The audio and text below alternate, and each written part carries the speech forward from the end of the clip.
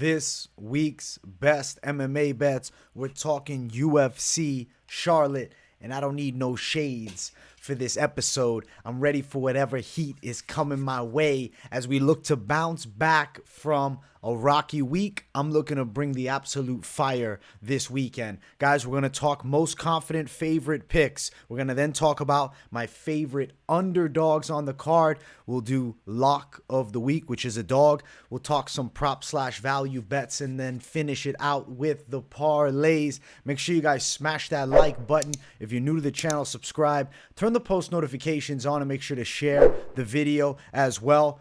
Actually, a pretty fun fight night card. Most confident picks. Let's start it off. And let's bring some of these favorites on screen here. So first one to talk about is going to be our main event monster. It's Jailton Almeida. I do think that he is a lock this week. A true, high confidence pick. The only way he'll lose to Rozenstruik if he sits in there choosing to strike and mix up wild shots and gets caught by a massive hook. Other than that, he is vastly superior on the mat to Jairzinho, and it's a very wide margin of grappling skills that you'll see on the floor.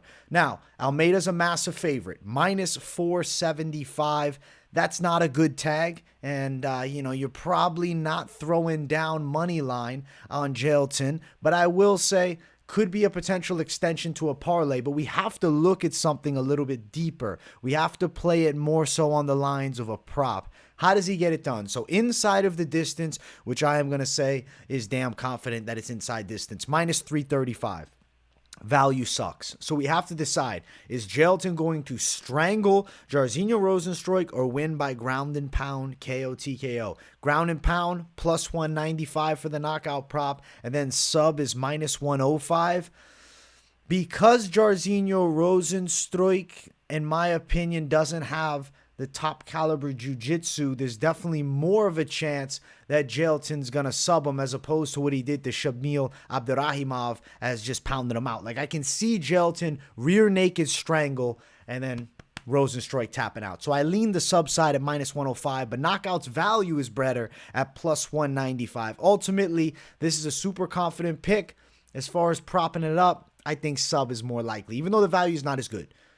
Extension to your parlays. And definitely, I think inside of the distance, if you even parlayed something like that up at minus 335, not a terrible idea. I've said wins in round one for Jailton, plus 100. I think he handles Rozenstruik in a round. The grappling skill set difference is super vast. And I know you'll say, but Curtis Blaydes went the distance with him. Curtis Blaydes does not have near the jiu-jitsu game that a Jailton Almeida brings. Levels of difference. So the pick, Jailton, confident as hell pick here. I think he's getting it done. Next one, we're going to talk about Carlos Ulberg, who's going to be fighting against Ihor Potieria. Now, Ulberg is another nasty wide favorite. It's in that minus 400 range, which is ugly as hell. Real ugly. But I am seeing it at minus 295 from my bookie. So if you play over there, you got a pretty good tag. I think Ulberg's getting a KO. I feel like he's going to destroy Potieria striking. Ulberg knockouts minus 195. Where the sneaky play could be is I do think it goes under a round and a half. I can see Ulberg getting Potieria out of there in 4 minutes or less. It's minus 140 for that under 1.5 tag for Carlos Ulberg. Vastly different technical abilities in the stand-up, and Ulberg is a sniper, and I see him landing the kill shot here with Potieria. Not great odds. I mean, if you're minus 195 for a knockout prop, I'm not liking it. Ulberg to win by KO, though, in round number one, plus 160. Him winning in round one in general is actually better at plus 170, obviously depending what bookie you're playing at. I do think Ulberg wins in the first round, but then it ends up going 2, and you're kicking yourself. I mean, you could double it up, plus 400 for that second round knockout. I think first or second round KO is going to be pretty likely here, favoring Carlos Ulberg. I see him destroying Ihor Potieria.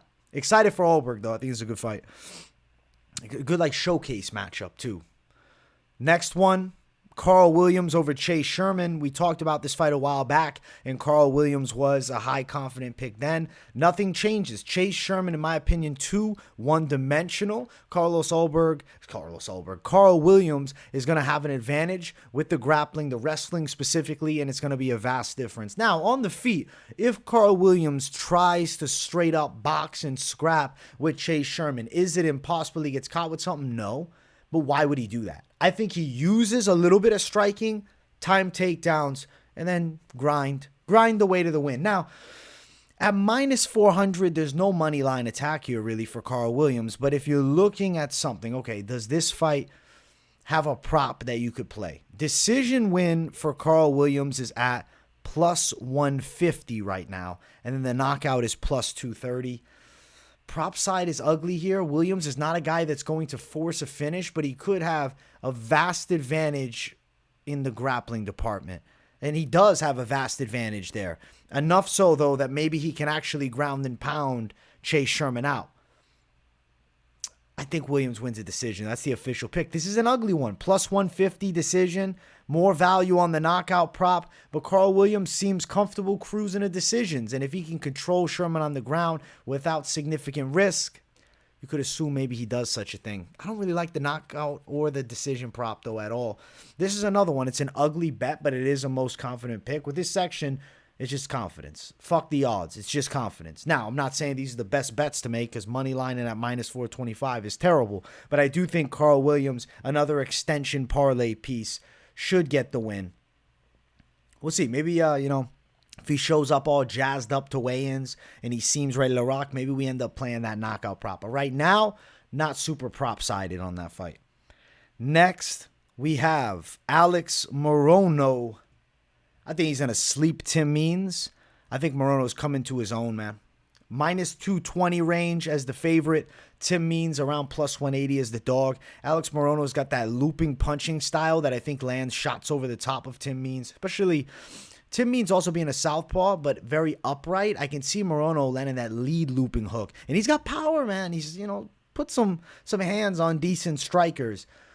I just feel like also Means is not going to threaten with a ton of punching power back. His closest method of potential victory is going to be if it's on the floor or if he's able to get some type of submission, but I can't see him getting Morono there. Means 39.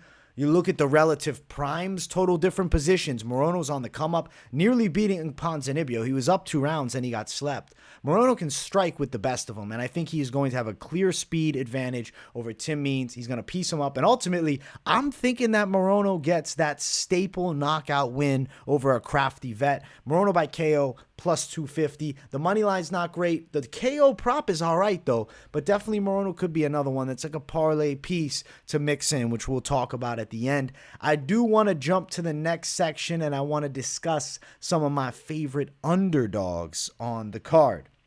Now, first dog that I will bring up is Pete Rodriguez. Assuming he comes in looking good on the scales, I think he's an extraordinarily live dog. Natan Levy, the minus 250 favorite. Plus 200 or more money for a guy that can definitely land knockout punches. Natan Levy and him are the same height. Pete Rodriguez is making the debut in the transition now to lightweight. You look at the career up, not, huge names on the record, but he fought the highest level of boxing that he'll run into for a very long time in Jack Della Maddalena, and he got clean clocked. He got destroyed in that fight. He then gets a fight with Mike Jackson and makes easy work. Natan Levy, his striking game is between Jack Della and a Mike Jackson. He's definitely decent on the feet, and he's got that karate-esque striking style. He's got some kicking, but he doesn't have power. And I think that Natan Levy is a little bit upright, enough so that I think Pete Rodriguez, if he's confident closing that gap, could put heavy hands on him and hurt him. So Pete Rodriguez, value definitely there as a dog in that plus 200 range. I do think it's going to depend upon the scales. So definitely Friday, the weigh-in show, will really give, our final analysis of it. Rodriguez by knockout. Plus 375. That's a decent little prop right there, guys. Plus 375 is nice plus money. And I do think if Pete is to win, it's going to be him chinning Natan Levy and people saying, holy fuck, he's on the come up. Note he's also an MMA Lab guy. The MMA Lab has very very solid fighters that are prospect level, moving on up. They train like savages. I like the gym. I like the fighter here. Pete Rodriguez, awesome dog. Next one we're going to talk about, it's going to be a close money dog. It's Johnny Walker over Anthony Smith. Now, technically, he's an underdog. It's minus 106. I do feel pretty confident that he's going to win. He's a confident pick, and he's a dog. I think he's finishing Anthony Smith. I think he's going to stop him first round and a half. Looking at prop KO plus 160. I think Walker by knockout is decently live here. Submission's wild at plus 1,000. Probably not going to be a sub, though. Realistically, Johnny Walker wins by chinning Anthony Smith. I see Smith with decent strikes on the outside, potentially having an advantage in the grappling. But one thing is, how is he going to respond to the Johnny Walker pace and size? I think that Johnny Walker could potentially hurt Anthony and put him out. So I do think he's a pretty decent close money dog. Now, it's not great value. It's not my favorite plus money play, but I had to put him on the slate here because technically speaking, at minus 106 and then Smith at minus 109, he's a dog. Next one, dog money. Another Rodriguez, Daniel Rodriguez, and I know I might be crazy for this one. Plus 260 for D-Rod. Kenan Song, last opponent for Ian Garry, D-Rod. This is a legitimately high jump in skill. And yeah, I understand. Ian Garry looks to have some crisp striking technique, and I'm not doubting that he's good. Very young guy in the game, 11-0, dropped in his last fight. If Daniel Rodriguez can close that gap, big punches can land. Southpaw, has some decent power, needs to let the hands fly a bit. And in this fight here, I think he's got to be willing to walk forward on Ian Garry and look to crack. Plus 265, huge dog money. I think the lines are a mistake. They should be closer than that. Daniel Rodriguez is a quality fighter. And I mean, Ian Garry, great prospect, 11-0. I think is running into a guy that's just too much of a step ahead at this point. So give me D-Rod at plus 265. The KO's wild, plus 550. But hey, I think you could chin him. Plus 550 is more of a Hail Mary play, but I think it could happen. I mean, I'm picking him to win by knockout. It's a close fight, I think. I feel like at minus 315, Ian Garry's, such an overpriced tag. Fighting a veteran like D-Rod. I mean, we're sleeping on D-Rod completely. When he was booked to fight Kevin Holland, he got a competitive fight with Leach. Regardless if you think he won or not against Leach, it's a very competitive fight against a game fighter at the top. Ian Garry's never fought somebody like this. And I think Daniel Rodriguez is going to make him pay. He's going to make him pay. Next one. Matt Brown, plus 195, Court McGee. Reason I'm picking Matt Brown. Good in the clinch, more dangerous. In the clinch, he's also dangerous with his Muay Thai, whereas Court McGee brings the wrestling grind. He doesn't have bad boxing. He's a decent fighter on the feet, but never huge power with Court. More finishing ability on Matt Brown's side, and Court McGee was just devastated by Jeremiah Wells last time out, and I wonder, how's his durability going to look? 38, he's definitely not getting any younger miles in the game, but then you'll say, bro, but Matt Brown's 42. True, but he had a real competitive fight with Brian Barberena. Split. I think he can give Court McGee hell. I probably wouldn't be all over any props here. I think if I'm going to play it, I'm playing Matt Brown at nearly 2-1, plus 195. But he's 42, so I'm going to put another little asterisk on this one, the same that I did with Pete. I want to see him on the scale. Shows up in shape, ready to rock, can feel the body language is good, and I like his energy he's putting out. I think he's a quality near 2-1 dog money play. So Matt Brown over Court McGee, the fourth underdog, and that leads us into the lock of the week. Fighting out of Charlotte, North Carolina, here's the Ultimate Fighter Season 29 middleweight winner, Brian Pooh Bear Battle! Brian Battle at home taking on Gabe Green. I'm picking him this week as a dog lock. Plus 115 money for Brian Battle. He's got the length advantage. I like the kickboxing game that he has, especially the kick specifically. Developing guy, 100%. Gabe Green, significantly shorter than him. Length favoring Brian Battle by a fair amount. And I think he's going to be stronger than Gabe Green in the clinch. I know Green is short and jacked, but Brian Battle's a former middleweight that has a quality wrestling base and is strong in the clinch. When they get into striking, I think it's more power on Green's side, but the distance of Brian Battle, hard to close the gap for Gabe Green. I can see Battle landing good strikes and actually putting Gabe Green against the cage, working some takedowns from there, and winning a hard-fought decision. I don't think this is an easy fight, but I think Brian Battle comes through and gets this one done. I see him pulling this thing off in a competitive fashion against Gabe Green. He's also at home in Charlotte. To me, the intangibles boosted a little bit. Took this fight on a bit of short notice, but he looks incredible. If you look at the Instagram, you know he's in great shape. Young prospect on the come up. Ultimate Fighter winner. I think Brian Battle can take Gabe Green out. He's going to be strong in the clinch, man. And I think he's going to do his work on Gabe Green. Competitive fight and a win for Brian Battle. I like the money line plus. I'm not really crazy about anything else here. I'm looking at the decision prop, Brian Battle plus 200. Just money line it. Plus 115 money line is tremendous. I'm throwing down money line on Brian Battle. And I think he's getting the W this weekend at home in Charlotte. Guys, I want to talk about some parlays. Let's talk about some of these parlays. And if you're thinking, oh, you missed the value bet section, I did not. It's just we had so many things to talk about with the most confident picks and the favorite dogs with the props and all that, the value bet section had limited options. I will quickly bring up one thing, actually, is I do think Ji-Yoon Kim is going to win against Mandy Bohm. But do you want to play a 9-6-3 fighter? Women's division at minus 185? The choice is yours. Had to bring that one up. But let's talk some parlays. All right, so this week for a parlay, we can go a couple of ways. We can go full safety mode. Jailton Almeida, in my opinion, is a pretty fucking safe pick. Carl Williams, also safe pick. Carlos Ulberg. But we don't even have plus money at this point. We have minus 114.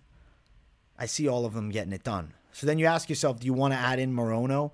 Plus 173 for legit favorites. But it does give you plus money. I'll take Morono out for a moment, and I'll mix things up. I'm going to shoot for the value side. Slight dog, Johnny Walker. Now I got plus 266 if I ride with him. I think this one could be a sneaky casher with some high confidence picks and one close money dog. Obviously, Brian Battle, if you did line him up, the underdog lock, plus 313. Brian Battle at home. Put Johnny Walker with it too, plus 705. Listen, this card's going to be wild. I like some of these 2-1 underdogs attack straight, but is it a crazy idea if we go Battle Rodriguez back-to-back savagery plus 615? You don't want Battle in your lineup. Johnny Walker Rodriguez plus 535, the guaranteed violence parlay. I don't like the Rodriguez parlay as much because I respect the game. I know Ian Gary's coming out tough, so I don't want to be relying on D-Rod as my parlay piece. I'd rather just straight money line and let those odds. But if you did parlay it and two Rodriguez's came through, plus 1,085. Holy shit. But I want to play this thing smart, man. I don't want to throw crazy shit. All right, let's see what we can come up with here. Let's go Morono, Johnny Walker. Obviously, it's like I just can't resist adding in the high confidence picks, man. I think they're all getting it done. I think this is a player right here too. Even if you want to take Morono out, it's still an A1 player. Add in fucking Battle. Take Battle out. You don't want Battle? All right. Matt Brown, the OG of OGs. You throw him in. Plus 988. I kind of want to go a fucking crazy dog play too. All right, let's go Brian Battle, Pete Rodriguez, Matt Brown, plus 2,045, and we go Jailton. Now Jailton's worth it. Now the big favorite is worth adding in because you're getting crazy plus money. If you get three of these dogs, two of them being more than 2-1 favorites coming through. Don't fucking play these parlays crazy. Obviously, we'll be talking more about parlays throughout the week, especially, on the weigh-in recap show when we go in depth with the parlay. I just feel as though the most confident picks, I'm feeling pretty damn good about, especially like these crazy line most confident picks. Dogs are very live, man. Dogs are very live. I am most nervous, I would say, about Daniel Rodriguez of all the dogs, just to be straight up with you guys, for the simple fact that I know he's taking on a young, hungry guy. If D-Rod is willing to bring that fire and put the foot on the gas, I think he can beat Ian Gary. But if he's a little bit off his game, he's, being slow, taking too much time to throw, hesitating, I think that's where he runs into trouble. So, fun card overall. Good show. I hope you guys enjoyed it because, it's a blast as always to give you guys this week's best MMA bets. Make sure you guys smash that like button. If you're new to the channel, subscribe, turn the post notifications on, and make sure to share the video as well. Let me know in the comments, what is your guys' lock? What do you think of the dog lock this week in Brian Battle? Do I got this thing, or you think that Gabe Green is too much for him? We're going to find out on Saturday. Make sure you tune into that Fight Companion. It'll be a lot of fun. Content dropping all week, so don't miss it. Thank you all for watching, and I'll see you all in the next one. Peace, everyone.